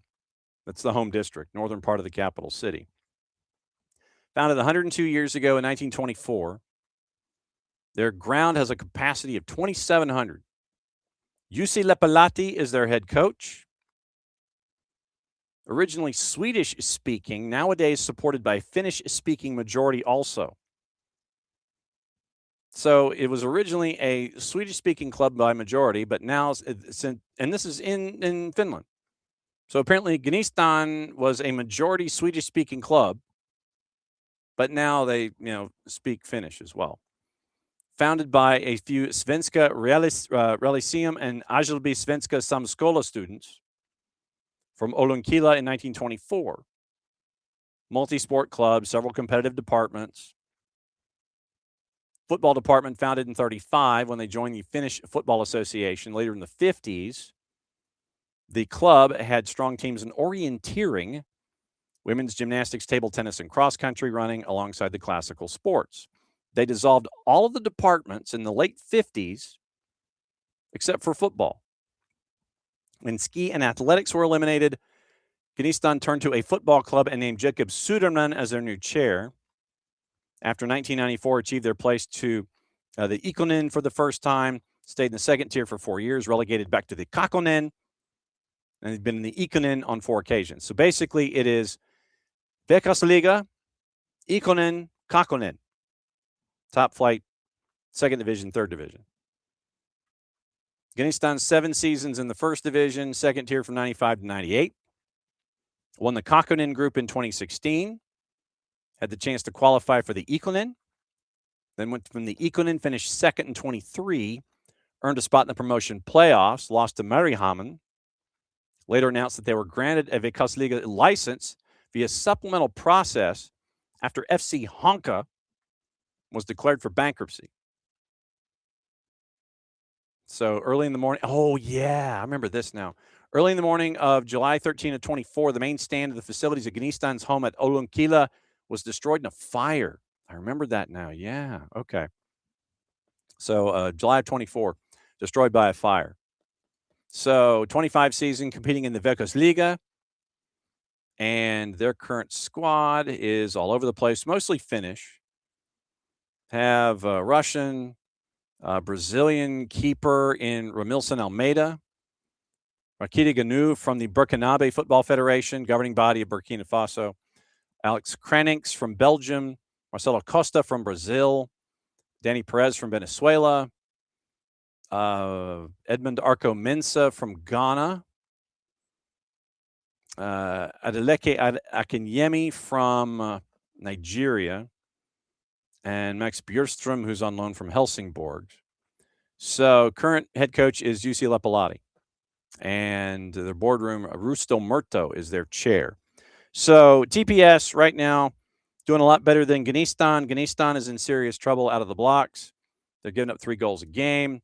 They haven't won yet. They've only scored once. TPS is second in the table. They've scored 5 in their first 3. So we're going TPS. Matchup number 7, Italy. And we're going Serie B. And it is the last matchup on the board for the week. It is Cesena hosting Sampdoria. We'll get into the ramifications in a sec. Cesena plus 129. Draws a plus 210. Sampdoria is a plus 187. Now, Serie B standings as we see them. Standings in Serie B. Cesena is 8th. They are in the last spot for the promotion playoffs at present. Venezia and Frosinone are right now 1 and 2. And you have 3 matches to go in the Serie B season. It looks like at present, Reggiana, Spezia, Pescara, Bari, and Entella are going down. But Empoli is only a point from safety. Sampdoria is 4 points from safety with 3 matches to go. Sampdoria had a 3-game win streak to get out of the relegation zone. Snapped last time out. So they are in 14th. 4 teams are at 40 points right now in Serie B. 11, 12, 13, 14. Sudtirol, Mantova, Padova, and Sampdoria. So that's where Sampdoria is right now with 3 matches to go. They're in a street fight. And Mantova is ahead of Padova on goals scored because they are same on goal difference at minus 11. Sampdoria is at minus 13. So literally 12, 13, and 14 for the last 3 weeks of the season. You could have some serious back and forth going on. So Sampdoria, 14th in the table right now. But they are only 4 points behind Cesena, who have lost 2 in a row. And remember what we were discussing involving Jonathan Klinsmann. So you have a new keeper at 44 points. You're in the last promotion playoff spot. Carrarese is at 43. Avellino's at 43. Carrarese has a superior goal difference to the both of them. Cesena's at home at a plus 129, but they're only 4 points better than Sampdoria. Cesena's lost 2 in a row. They only have 4 points in their last 5 matches. Sampdoria, once again, they won 3 in a row. They lost last time out, and they're only 4 points behind Cesena. This is a road game at Cesena, 1 o'clock Saturday afternoon, Serie B. So I'm going to go with Sampdoria in this one just for the sake of chaos.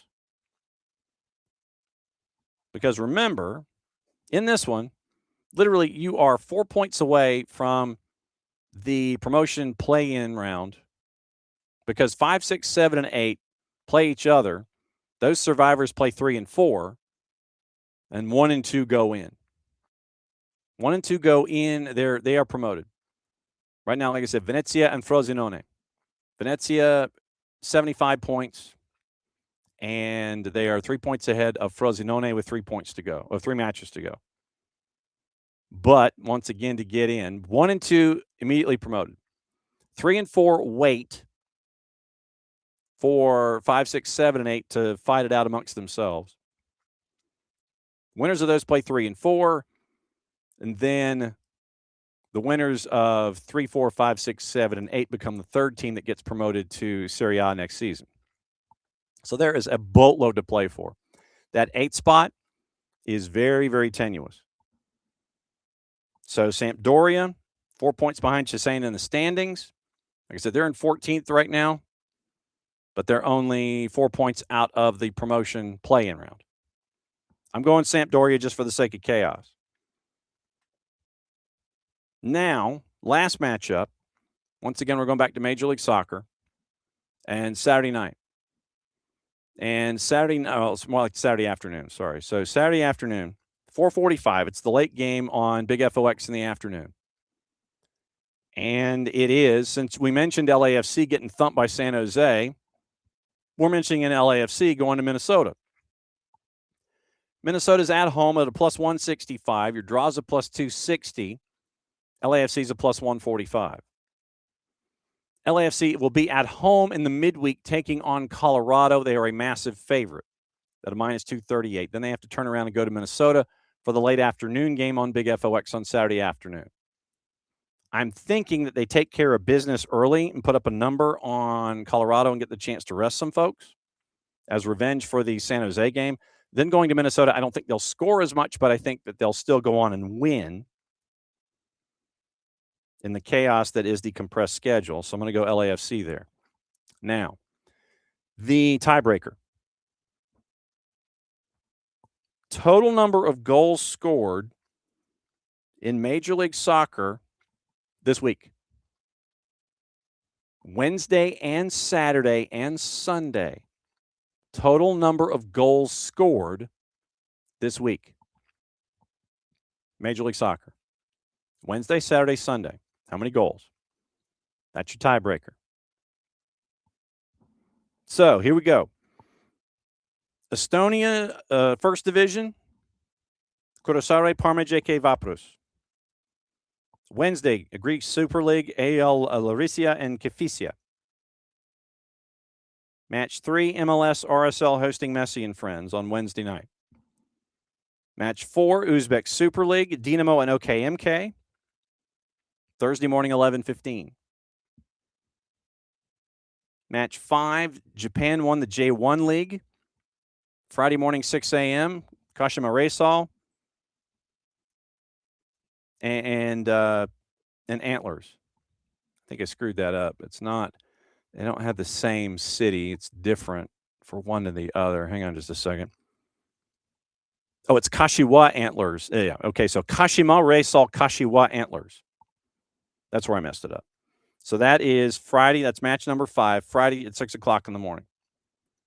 Friday, 11 o'clock in the morning, First Division in Finland, TPS in Gnistan.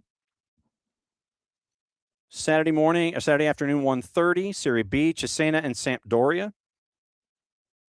Match 8, Saturday at 4:45, which is going to be 4:55. Minnesota United hosting LAFC. Tiebreaker, number of total goals in this double match week in Major League Soccer. Wednesday, Saturday, Sunday. And that's your rundown. That's your rundown. Put your thinking caps on for that tiebreaker. Congratulations, KFC, on cutting the promo and getting the win, big win. So I'll post these in the Discord for those that may have missed. Hopefully I will come close to spelling everything close to being correct.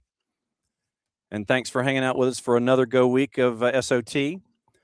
Tomorrow morning, we're busy. We're going to get you into what's going on in and around the planet. 9:30, we're going to catch up with Jacob Haygood, the head coach at Mary Persons, as they get ready. 17-1 on the season in AAA in Georgia. They get ready for a home match up against the number 24 seed Riverdale. And the playoffs start tomorrow in the state of Georgia. They're getting ready for their playoff match on Wednesday afternoon, Wednesday evening at Monroe County Middle. So we catch up with Jacob Haygood. Red Clay is at noon. KCD is going to join us at 10. And Miguel Gallardo, hopefully he's not in the backyard someplace. He's going to join us at 10:30. Red Clay at noon. We'll get you ready for match day 1. Once again, we'll go over brackets. We'll go over matchups. We'll go over times. And we'll find out what else is going on. Wednesday morning, it's going to be bat and leadoff. Mike Petit, the head coach at Callaway for the boys and the girls. He's going to join us at 9:10. Get your UPSL update at 9:30. Dylan Butler hopefully joining us at 10. Red Clay is going to have Chad Griffin, the head coach of Hebron Christian, as a part of it. Thursday, there's a survey that came out, and it breaks down where the least expensive adventures might be for the World Cup and where the most are. We're going to find out from the author of the survey how he came up with his empirical info. That's going to be bat and leadoff on Thursday.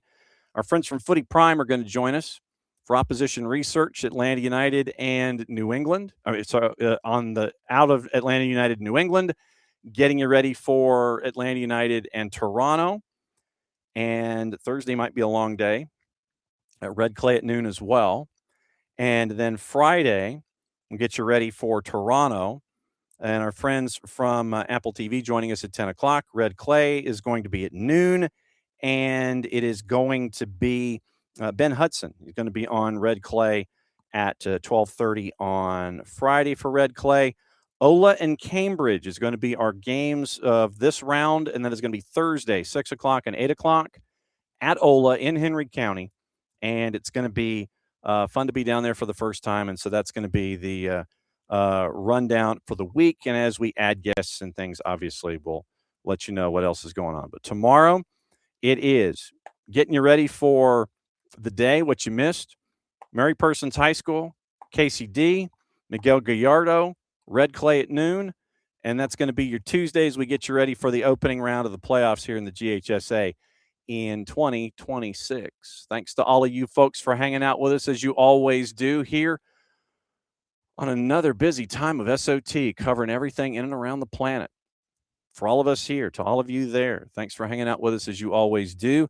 And since it is the end of the show, I get to do this. We'll give you the full screen version. We'll catch up with you. Mucho Platiel played safe. Catch up with you 11 hours.